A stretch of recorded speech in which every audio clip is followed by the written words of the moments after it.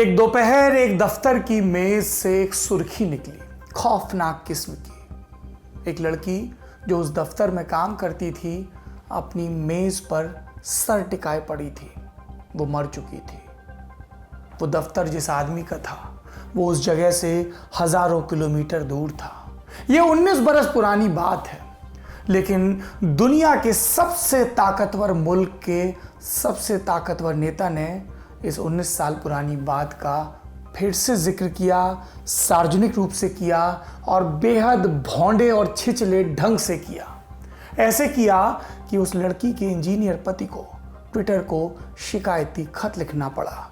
और इसके बाद शुरू हो गई जंग, जिसके एक तरफ सोशल मीडिया के अलंबरदार हैं और दूसरी तरफ डोनाल्ड ट्रंप। क्या है ये पूरी कहानी, बताएंगे विस्तार से। नमस्ते, मेरा नाम है सौरभ द्विवेदी और आप देख रहे हैं लल्लन टॉप का ग्लोबल न्यूज बुलेटिन, यानी कि दुनिया भर की खबरों का शो दुनियादारी। दुनियादारी में सबसे पहले सुर्खियां। पहली सुर्खी ईरान से है। एक नाम के साथ नत्थी है, रोमिना अशरफी। ये एक लड़की थी, अपने बॉयफ्रेंड के साथ चली गई। घर वालों ने पुलिस से शिकायत की। पुलिस ने रोमिना को पकड़कर घर भेज दिया और फिर रोमिना के पिता ने डराती से अपनी बेटी का कत्ल कर दिया। इस मामले पर पूरा देश उबल पड़ा है। ईरान के कानून में घरेलू हिंसा में शामिल आदमी के लिए सख्त सजा का प्रावधान नहीं है। अब इस घटना के बाद लोग कानून की नरमी का विरोध कर रहे हैं। दूसरी सुर्खी चीन से है। 27 मई को अमेरिका ने अपनी एक रिपोर्ट में कहा कि अब हांगकांग स्वायत्त नहीं रहा। इसके बाद हांगकांग मुद्दे पर अमेरिका और चीन के बीच तनाव गहराने की आशंका है और इसी के मद्देनजर अब चीन ने अपनी आक्रामकता और बढ़ा दी है। 28 मई को दुनिया जहान की तमाम आपत्तियों को दरकिनार करते हुए चीन की संसद ने हांगकांग में नेशनल सिक्योरिटी लॉ लाने के लिए जो प्रस्ताव था उस पर आगे बढ़ने की मंजूरी दे दी। तीसरी सुर्खी अमेरिका से है। यहाँ 25 मई को मिनीपोलिस पुलिस की हिरासत में एक अश्वेत आदमी की मौत हो गई। अमेरिका में अश्वेत आबादी के प्रति दुराग्रह और गलत बर्ताव का लंबा अतीत रहा है। पुलिसिया सिस्टम पर भी अश्वेतों के प्रति पूर्वाग्रह के इल्जाम लगे हैं। ऐसे में इस ताज़ा मामले से वहां बवाल खड़ा हो गया है। मिनेसोटा प्रदेश में पुलिस और प्रदर्शनकारियों के बीच झड़पें भी हुई हैं। अब बढ़ते हैं बड़ी खबर की तरफ। आज शुरुआत करते हैं एक 19 साल पुरानी मौत की कहानी से। वो कहानी जिससे बहुत बड़े ओहदे पर बैठे एक आदमी ने फायदा उठाने की कोशिश की। वो आदमी जिसका झूठे दावे करने का रिकॉर्ड इतना लंबा चौड़ा है कि कई अखबारों ने उसके कहे झूठों का बही खाता अपडेट करने के लिए खास लोगों को काम पर लगा रखा है। वो आदमी इतने झूठे दावे कर चुका है, इतनी फर्जी बातें कह चुका है कि उसका नया झूठ अब किसी को चौंकाता नहीं। लेकिन इस कहानी ने सब कुछ बदल दिया। लोगों ने कहा अब बस। किसकी मौत, कौन सी कहानी का जिक्र हो रहा है? हम जिक्र कर रहे हैं 28 साल की लोरी क्लासुतस का। अमेरिका की रहने वाली लोरी रिपब्लिकन पार्टी के एक सांसद जो स्काबोरो के लिए काम करती थी। 19 जुलाई 2001 की बात है। रोज की तरह उस दिन भी लोरी दफ्तर गई, लेकिन वहां से जिंदा वापस नहीं लौटी। जो स्काबोरो के दफ्तर में जहां वो काम करती थी, एक मेज पर सर औंधा किए उनकी लाश मिली। जांच हुई तो पता चला कि लोरी को दिल की परेशानी थी। इसी वजह से उस दिन उनकी धड़कनों की रफ्तार गड़बड़ाई, वो बेहोश हो गई। बेहोश हालत में ही उनका सर मेज से टकराया और फिर उनकी जान चली गई। ये सब अजीब संयोग था, लेकिन जो था यही था। जांच अधिकारियों ने कहा उन्हें लोरी की मौत में शक करने लायक कुछ नहीं मिला। हमने सांसद जो स्काबोरो के बारे में बताया, जिनके दफ्तर में लोरी काम करती थी। लोरी की मौत के वक्त वो कहाँ थे? वो थे फ्लोरिडा से करीब 1500 किलोमीटर दूर वॉशिंगटन में। पुलिस ने स्काबोरो को क्लीन चिट दी कि मामला यहीं खत्म हो गया, लेकिन कहानी खत्म नहीं हुई।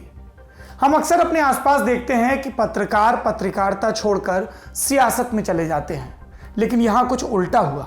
स्काबोरो पॉलिटिक्स छोड़कर जर्नलिज्म में आ गए। अमेरिका में एक चैनल है MSNBC। इस पर सुबह सुबह मॉर्निंग जो नाम का एक न्यूज शो आता है। ये शो लेकर आते हैं स्काबोरो। अब आगे ध्यान से सुनिए, क्योंकि आगे के प्रसंग से हमारी आज की खबर का बड़ा लिंक जुड़ने वाला है। क्या है ये लिंक? असल में स्काबोरो और उनका ये प्रोग्राम बीते कुछ समय से राष्ट्रपति ट्रंप की बहुत आलोचना कर रहा था।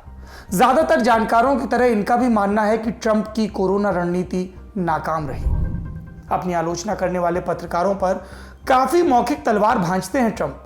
स्काबोरो के साथ भी वो यही कर रहे थे और इसी कड़ी में 24 मई को उन्होंने एक ट्वीट किया।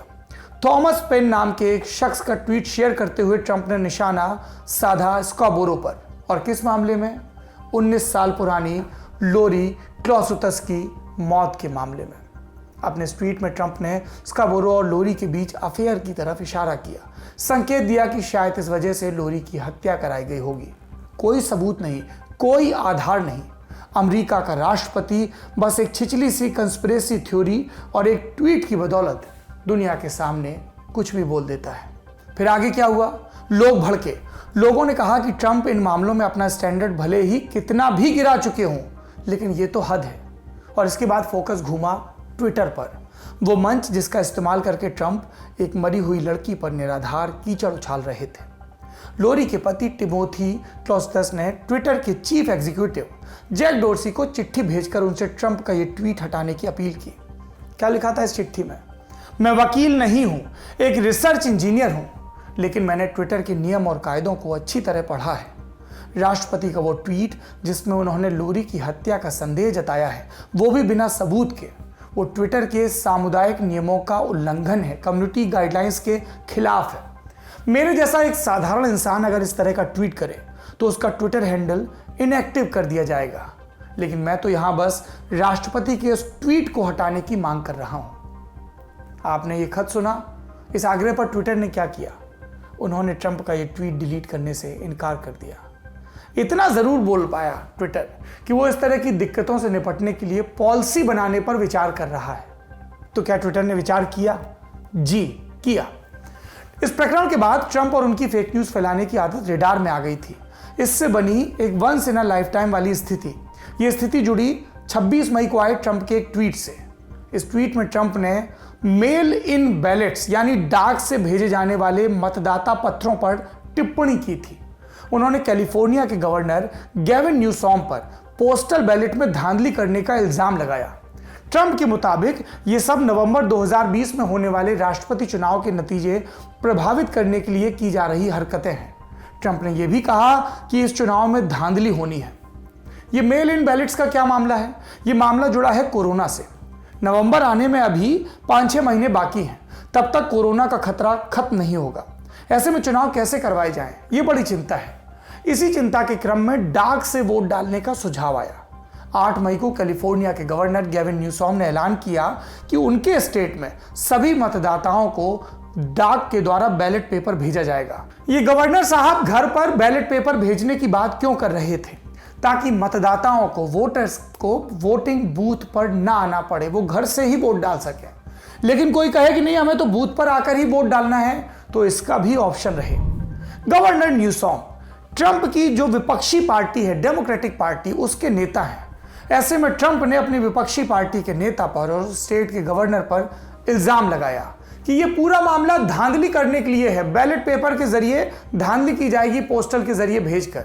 उन्होंने यह भी कहा कि गवर्नर न्यूसॉम ऐसे लोगों को भी बैलेट पेपर भेज रहे हैं जो वोटर्स नहीं हैं। लेकिन बाद में जब मीडिया ने और दूसरी सक्षम एजेंसीज ने फैक्ट चेक किया ट्रंप के इस बयान का, तो यह बयान गलत और बेबुनियाद पाया गया। और इसी पॉइंट पर आकर ट्विटर ने ट्रंप के ट्वीट पर एक्शन ले लिया। उन्होंने ट्रंप के इस ट्वीट के नीचे फैक्ट चेक का एक लिंक लगा दिया। इस लिंक को क्लिक करने पर एक डिस्क्लेमर खुलता है। इस डिस्क्लेमर में कई मीडिया रिपोर्ट्स का हवाला दिया गया था कि ट्रंप का लगाया इल्जाम आधारहीन है, झूठ है। यह तो ट्विटर की कार्रवाई थी। फिर राष्ट्रपति डोनाल्ड ट्रंप ने क्या किया? क्या वो गलती मानकर चुप बैठ गए? क्या उन्होंने माफी मांगी? नहीं, उन्होंने ट्विटर के खिलाफ जंग छेड़ दी। ट्विटर के ही प्लेटफॉर्म पर उन्होंने ट्विटर के खिलाफ मोर्चा खोला। ट्रंप ने कहा ट्विटर 2020 के राष्ट्रपति चुनाव में दखलंदाजी की कोशिश कर रहा है। ट्रंप ने उस पर राजनीतिक पक्षपात का भी आरोप लगाया। इन आरोपों पर ट्विटर की सफाई भी आई। ट्विटर का कहना है कि ट्रंप का ट्वीट मतदाताओं को गुमराह कर सकता है, चुनावी प्रक्रिया में उनकी हिस्सेदारी पर असर डाल सकता है। इसलिए पारदर्शिता की अपनी पॉलिसी के तहत उन्होंने ट्रंप के ट्वीट के साथ फैक्ट चेक का लिंक लगाया। तो क्या मामला इतने पर निपट गया? नहीं। खबरों के मुताबिक ट्रंप एक एग्जीक्यूटिव ऑर्डर लाने की तैयारी में है। ये ऑर्डर शायद सोशल मीडिया प्लेटफॉर्म्स को मिली एक छूट खत्म कर दे। वो छूट जिसका संबंध है अमेरिका के कम्युनिकेशंस डिसेंसी एक्ट से। क्या है ये कानून? 1996 के इस अधिनियम का मकसद था इंटरनेट पर मौजूद पोर्नोग्राफिक कंटेंट पर काबू पाना। इस एक्ट में एक सेक्शन 230 है। इसके तहत सोशल मीडिया प्लेटफॉर्म्स को इम्यूनिटी मिलती है। यह इम्यूनिटी कि वो अपने मंच पर किसी थर्ड पार्टी द्वारा कही और लिखी गई चीज़ों के लिए जिम्मेदार नहीं माने जाएंगे। अगर आप कुछ लिखते हैं फेसबुक पर जो गलत है, जो गैर कानूनी है, तो इसके लिए फेसबुक जिम्मेदार नहीं माना जाएगा। इस उदाहरण से समझिए। खबरों के मुताबिक ट्रंप ने इस नियम में बदलाव की तैयारी कर ली है। उन्होंने सोशल मीडिया को रेगुलेट करने और इसके कुछ प्लेटफॉर्म्स को बंद करवाने की भी धमकी दी है। जाहिर सी बात है, ट्रंप अपनी चिढ़ निकालने का बहाना खोज रहे हैं। लेकिन इससे इतर अगर आप सोशल मीडिया को खंगालें, कुछ दिक्कतें तो आपको भी नजर आएंगी। क्या हैं ये दिक्कतें? शुरुआत में ट्विटर और फेसबुक जैसे प्लेटफॉर्म्स, इनकी भूमिका बड़ी रोमांटिक सी थी।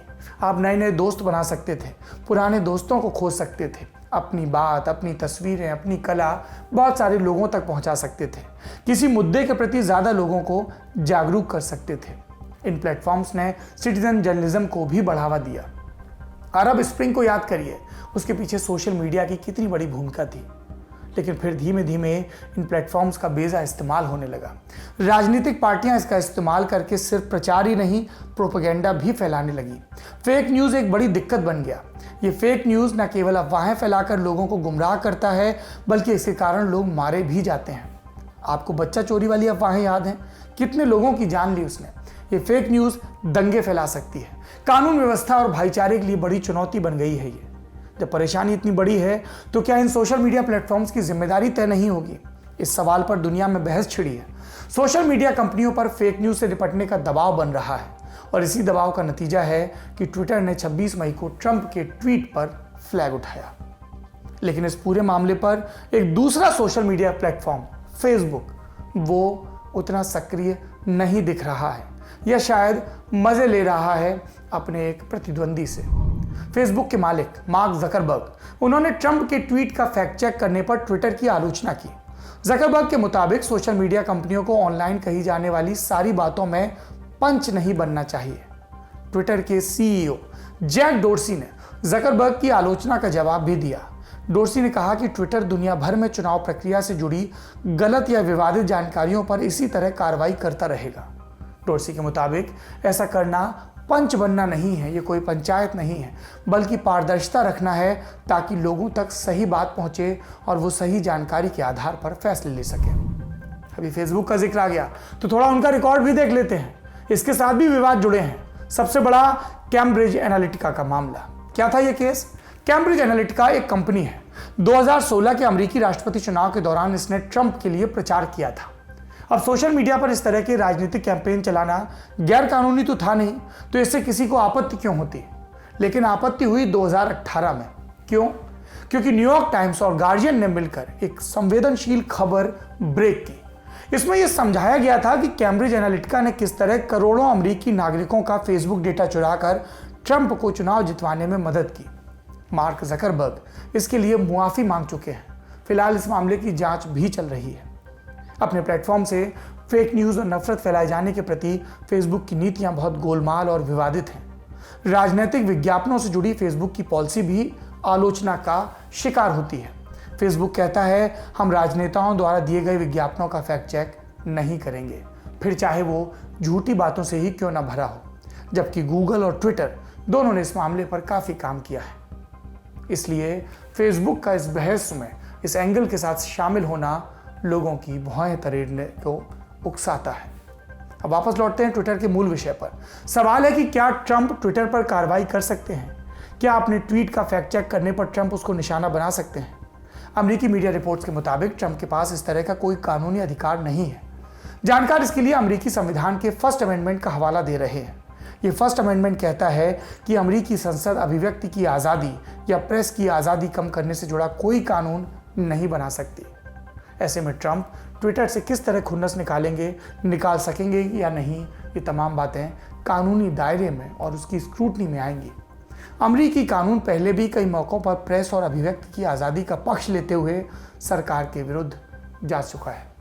जहाँ तक ट्विटर की बात है तो वो नेताओं को छूट देता आ रहा था, तब भी जब वो गलत जानकारी फैला रहे थे।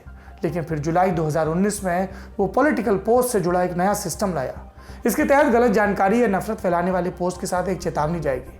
ट्विटर ने कहा कि वो ट्वीट डिलीट तो नहीं करेगा, लेकिन पारदर्शिता बरतते हुए लोगों को उसके प्रति आगाह जरूर करेगा। ट्विटर के मुताबिक ये सिस्टम जनता के हित से जुड़ा है। ट्विटर इस पॉलिसी पर पीछे हटने को तैयार नहीं दिख रही, फिर चाहे बात अमेरिका के राष्ट्रपति की ही क्यों ना हो। ये था दुनियादारी का आज का एपिसोड। अब बढ़ते हैं अपने आखिरी सेक्शन की तरफ, तारीख। आज तारीख है 28 मई। इस दिन का इतिहास जुड़ा है कोड नेम से। क्या था ये कोड नेम? ये था ऑपरेशन चगाई 1। इस सीक्रेट ऑपरेशन को अपना नाम मिला था एक जगह से, उस जगह से जहां इसे अंजाम दिया गया। कौन सी जगह थी ये जगह थी पाकिस्तान के बलूचिस्तान का चगाई, जहां आज से ठीक 22 साल पहले दोपहर 3:30 बजे पाकिस्तान ने 5 परमाणु परीक्षण किए थे। पाकिस्तान के मुताबिक 11 और 13 मई 1998 को भारत द्वारा किए गए पोखरण परमाणु परीक्षण के जवाब में उसने ये न्यूक्लियर टेस्ट किए थे। जवाबी कार्रवाई का ये दावा बहानेबाजी थी, क्योंकि पाकिस्तान की तैयारियां पहले से ही मुकम्मल थी। वो बस भारत के न्यूक्लियर टेस्ट करने का इंतजार कर रहा था। जानते हैं, न्यूक्लियर टेस्ट का ऐलान करने पर जब उस वक्त के पाकिस्तान के प्रधानमंत्री नवाज शरीफ टीवी पर आए तो क्या बोले?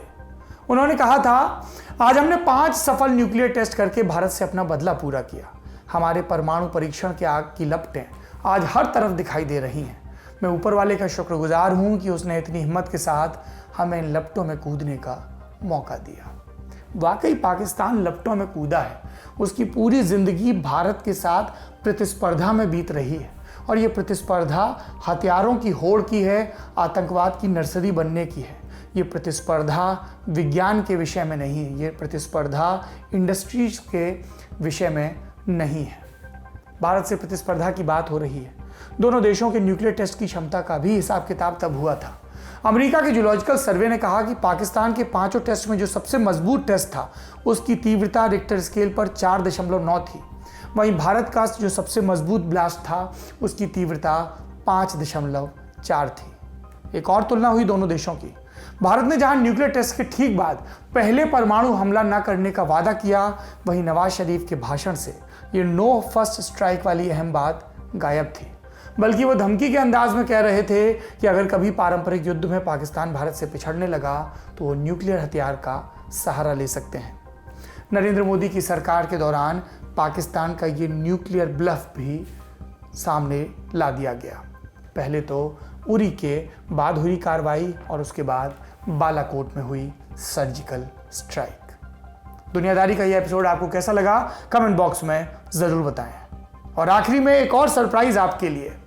दुनिया भर की बातें हम बतियाते हैं, लेकिन कई कवि, कई दार्शनिक, कई कलाकार हैं जो इस दुनियादारी को अपने ढंग से बयां करते हैं। इसलिए आज से हर दुनियादारी के एपिसोड के आखिरी में हम एक कलाकार को आपके सामने पेश करेंगे। कभी वो अपनी बात लेकर आएगा, कभी विद्वानों की बात। अगर आपको ये बातें पसंद आती हैं तो क्या करना है? लगातार ये बातें आप तक पहुंचती रहें, इसके लिए आपको अपना इंस्टाग्राम खोलना है और उस पर लल्लन टॉप की नई पेशकश तक पहुंचना है, जिसका नाम है लटक। ये लटक क्या है? लटक मतलब लल्लन टॉप कहानियां, लल्लन टॉप कविताएं, लल्लन टॉप कॉमिक एक्ट। यदि आपके पास भी ऐसा कोई हुनर है तो आप लटक के इंस्टाग्राम पेज पर जाकर अपना टैलेंट दिखाने का तरीका खोज सकते हैं। चंद रोज़ और मेरी जान, फकत चंद ही रोज़, चंद रोज़ और मेरी जान, फकत चंद ही रोज़, जुल्म की छाँव में दम लेने पर मजबूर है हम, और कुछ देर सितम सहले, तड़प ले, रो ले, अपने अज़दाद की मीरा है, माज़ूर है हम। चंद रोज़ और मेरी जान, फकत चंद ही रोज़, जिस्म पर कैद है जज्बात पे जंजीरें हैं, फिक्र महबूस है गुफ्तार पे ताज़ीरें हैं। अपनी हिम्मत है कि फिर भी जिए जाते हैं। जिंदगी क्या किसी मुफलिस की कबा है, जिसमें हर घड़ी दर्द के पैबंद लगे जाते हैं। चंद रोज और मेरी जान, फकत चंद ही रोज, चंद रोज और मेरी जान, फकत चंद ही